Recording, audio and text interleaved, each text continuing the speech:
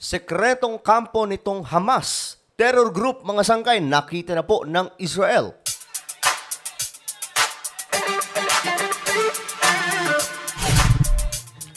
So magandang oras po sa lahat ng ating mga kababayan, sa lahat po ng taga-subaybay dito sa Sangkay Janjan TV. Maraming salamat po sa inyong lahat. Bago tayo magsisimula, mga sangkay, pag-subscribe po muna yung ating YouTube channel. So sa ibaba po ng video na to, may makikita po kayong subscribe button. Pindutin nyo lamang po yan, then click the bell and click all. At kung kayo ay nanonood sa Facebook, huwag nyo pong kalimutan na i-follow ang ating Facebook page. Napakadali lamang po niyan mga sangkay. So ito na nga po, may bago tayong update patungkol po sa digmaan sa Israel laban po sa Hamas. Alam naman po nating lahat mga sangkay na malaki po ang ang nagiging gampanan ngayon ng Israel pagdating po sa digmaan na ito, especially sa mga Kristiyano. Mahalaga po sa mga Kristiyano ang naganap sa Israel. Dahil dito po tumitingin pagdating po sa prophetic calendar, kung ano ang nagaganap sa Israel, mga sangkay, natitingnan po ng mga Kristiyano kung ano ang sumisentro ba ito sa propesiya na nasusulat sa Biblia. So ngayon mga sangkay, mayroon pong update na itong pinagkukutaan ng Hamas na nang atake sa Israel. Mukhang nakita na mga sangkay at naglabas po ng video ang Israel. Eto mga sangkay. Ayan. Hamas underground city. The terror tunnels beneath Gaza. So, ibig sabihin, ito mga tunnel na ito yung tinutukoy mga sangkay ng anak ng founder ng Hamas. Okay? Kasi, ito po yung mga inaano niya, mga sangkay, ito po yung mga pasabog niya nakaraan yung ini-interview siya. Isa daw po sa pamamaraan para matalo itong Hamas ay pulbusin kung anuman ang mga underground tunnels nitong Hamas. So mukhang ito na nga po yun, mga sangkay. Ito po yung sikretong pinagtataguan nila, dinadaanan ng mga supply o kung ano pang mga bagay para po makapagbuo ng mga pandigma. Ayan mga sangkay, makikita po natin. Hindi ko alam kung sino nag-send ng video na to, pero kita nyo naman mga sangkay, naguhukay po sila. Para po silang para po silang mga Japanese nung ayan So nilagyan na po nila ng kuryente. Alam nyo mga sangkay nung nagkaroon ng Vietnam War, isa po sa pinagtataguan ng Vietnam noon, kaya hindi po sila natalo ng Amerika at mga iba pang mga bansa noon dahil po sa underground tunnels. Ano to? Inspirasyon ba nila yung Japan at Vietnam? Kasi ang Japan din, mga sangkay, nung narito sila sa Pilipinas, ganito din po ang kanilang ginagawa. Yung mga underground tunnels po, ginagawan po nila ng mga doon, daanan sa ilalim ng lupa. So same mga sangkay. Mukhang ang strategy na to, doon po nakuha, Ayan, mayroon pang flag.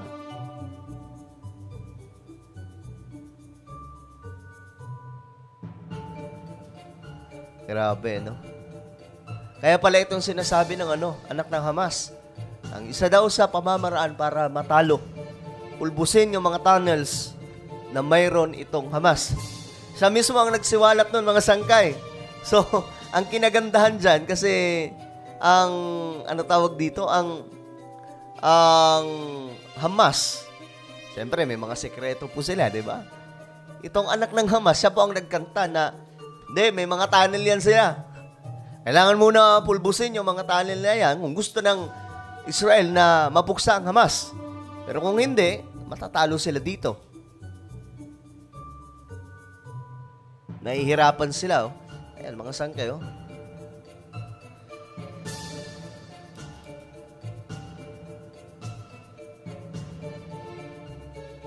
Grabe, Alam niyo itong Hamas kasi, sabi pa nga ng mga Palestinians na nagsasalita, itong Hamas, wala po yan pagmamahal sa buhay. Ano sila ah, ang kapag makapagpatumba sila o sila ang matumba, mga sangkay, karangalan yan sa kanila. Ganyan po sila kadedicated. So they don't love their lives, mga sangkay, wala po sila nun. Hindi po, kaya nga sinasabi nila, hindi po katulad ng Israel na masyadong mahal nila yung kanilang buhay. Ayan, mga sangkay. Yan yung pinagkukutaan nitong Hamas, no? Parang sa movie lang din eh. Sa mga movie, ganito rin yung mga, kahit yung mga armas nila, ito rin. Di ba sa mga movie, mga ganito yung kanilang mga armas. Ayun, uy. Ganda pala ng lagusan nila, oh. Ibang klase.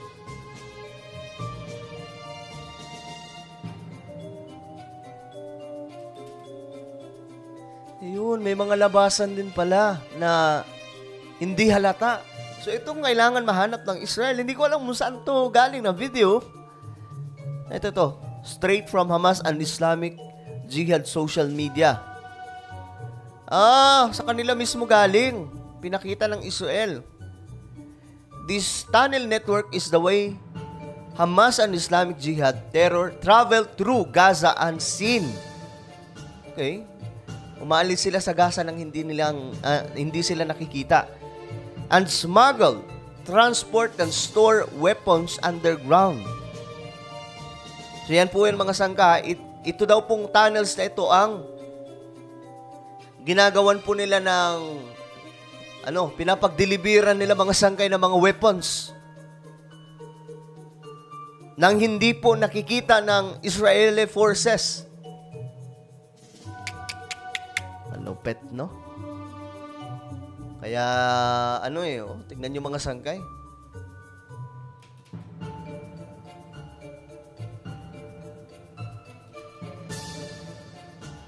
Grabe.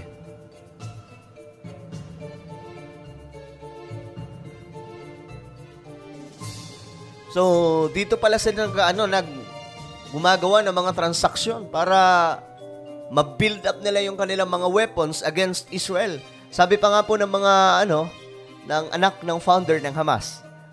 Ito po talaga yung mas legit na pinagkukunan ng impormasyon.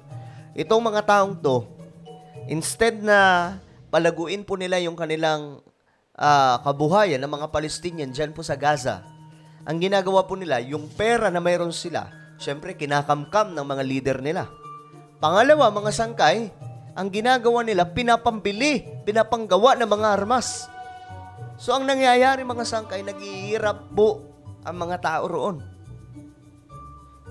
Wala pong improvement ang kanilang buhay dahil po sa Hamas. Kasi itong Hamas, wala pong ibang inisip kundi papagsakin ang Israel. Yun lamang po ang kanilang gusto. Why? Kasi gusto nga po nilang mag-build up ng Islamic State sa lugar na yan, mga sangkay.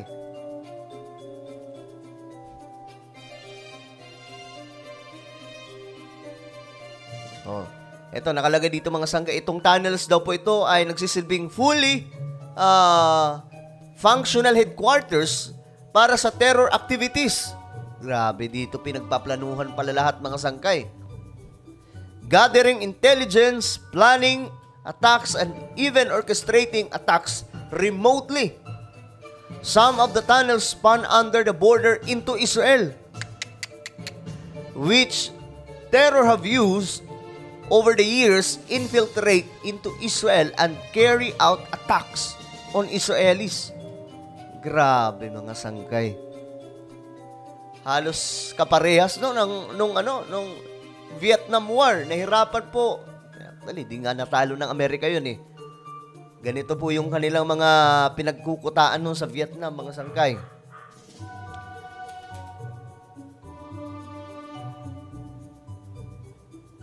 Ganda ng pagkagawa no?